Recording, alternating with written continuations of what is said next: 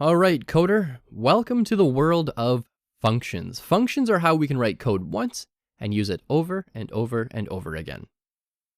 So let's go over the basic syntax of a function. In JavaScript, it looks like this: function, some name, parentheses, curly braces. In Python, we use def instead of the word function.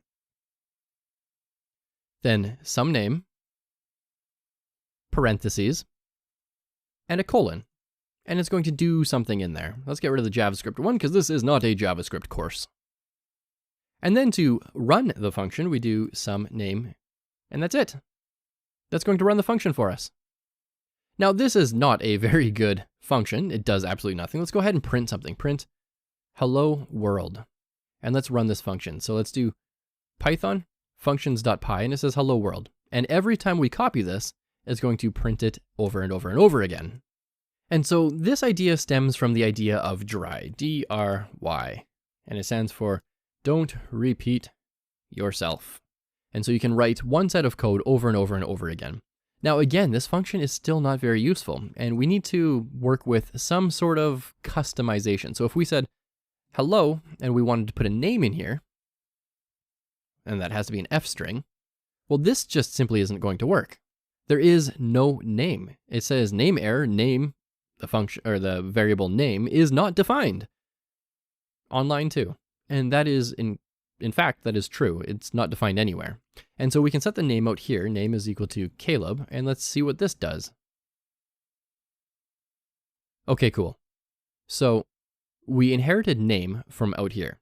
But what if we wanted to throw some sort of name in here, a different name? This is called an argument or a parameter. And we could do that. So let's get rid of this name and put name in here. And now if we run this function without a parameter in here, notice that these sort of have to match. And there's no parameter in here. We didn't specify a name. We're going to get some sort of error here. We get some name is missing one positional argument called name. So let's go ahead and throw a name in here. G-U-L-L-Y. That's Gully. Let's go ahead and run it. It says hello Gully. We could do any other name, and it's going to work for us.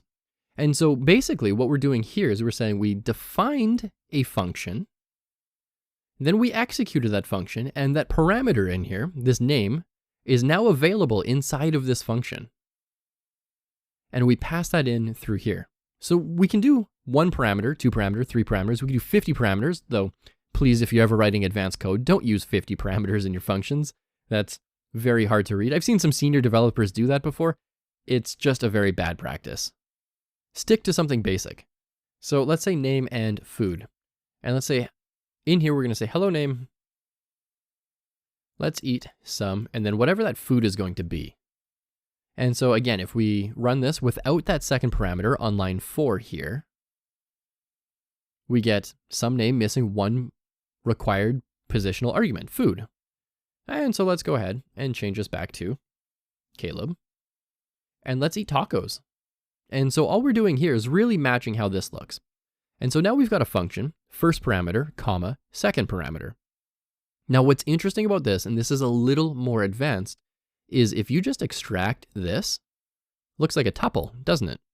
And in more advanced Python, we're going to be talking about args, arguments, and keyword arguments. And when you have arguments like this, it always comes in as a tuple. Now this is a standard variable. We can overwrite it. This is a standard variable. But what I'm talking about later is this thing called args. You're going to see that down the road. Probably in Python 201, or if you see it in the wild, you sort of have an idea of what people are looking at. And so when I write this now, it's going to say, hello Caleb, let's eat some tacos. And that's because name is matching this first parameter, and this second parameter is matching food. Now, what if you wanted to add some sort of default in here? In case someone didn't add something, we can add a default value too. We can say food is going to be pizza.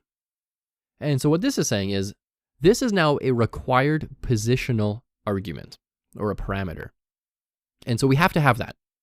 And food is not. Food is going to default back to pizza if we don't give it any sort of value whatsoever. If we completely ignore that it's even there, it's going to default to say pizza.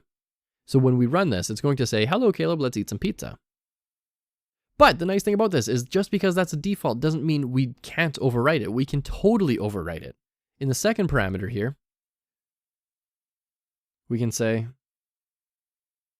oranges. And let's go ahead and run that. And it says, let's eat some oranges. Now, this is called a keyword argument. This is a keyword and it's looking for some sort of value. So you could also do food is equal to oranges, and this will work as expected. And that's really all there is to a function. And now we can add our if statements in there. We can add a while loop, a for loop. We can do anything we want inside of this function and it will execute every single time. So now we can say if that name dot lower is equal to Caleb, all lowercase, print welcome Caleb. And if this doesn't match anything, it's just going to print this one statement. If the name is in fact Caleb, it's going to print two statements. It's going to print welcome Caleb and hello Caleb, let's eat some whatever that food is, going to be oranges. And so let's go ahead and run this and it says hello Caleb. Let's go ahead and change that. Change it to Jacob. And now we're using a name variable as a parameter or an argument inside of our function. We're lowercasing it, we're using a conditional statement, we're checking to see if it's Caleb, and we're using a print statement in there. Let's do one more fun little example. Let's do name is equal to none, and let's get rid of this. So, we have two default values here. Name is going to be none, and food is going to be pizza. Let's just see what this looks like. It says, hello none, let's eat some pizza. Well, none isn't a person, but what we can do now is we can say if name is none, we can overwrite that. Name is equal to Zephyr. And then it's going to basically use that name again. So just leave some space for us there. And it's going to say that name, if it is none, is going to be Zephyr. And so this is a lot like setting the default here to be Zephyr. The only difference is really we're doing this manually. And so Python comes with default keywords, but we don't necessarily need to use them. We can fall back and use our own way as well. We can also do some internal workings as well. So we can say person type is going to be, let's say, a human at first. And this is just an internal variable. This cannot be set from outside of, or when we execute the function, person type just can't be set. And then we can say, if name is equal to Zephyr, we're going to change that person type to be a cat. And we can print that as well. Print person type. And so now we're making a fairly advanced function here. We've got a lot going on. Let's go ahead and run this. Python functions.py. It says it's a cat. And so now we have some internal workings of a function. But what if we wanted to store the result of a function in a variable? So some variable is equal to this, and then print the variable is some var. Now this simply isn't going to do anything for us. Let's lowercase that. It says none. And so what we're looking at here is if we have a function, def some function, and it doesn't return anything, it's always going to return none. So every function by default is none in Python. What we can say instead is return a value. And so let's comment out this example because that's getting a little unruly. And we can say thing is equal to some function, print thing, and this is going to say a value. And so now we have a function using the return keyword, and it's simply going to store whatever it returns, and it can only return one thing. It's going to return this one thing in here, and this is a lot like saying a value, just like that. Let's go ahead and execute this, and let's see that it works. And it says a value. So at this point in time, this is probably not super useful to you. Let's create a basic exponent calculator. So let's go ahead and comment that out, and let's do def exp for exponent num1, num2. And we can say the total is going to be num1, exponent num2, return the total.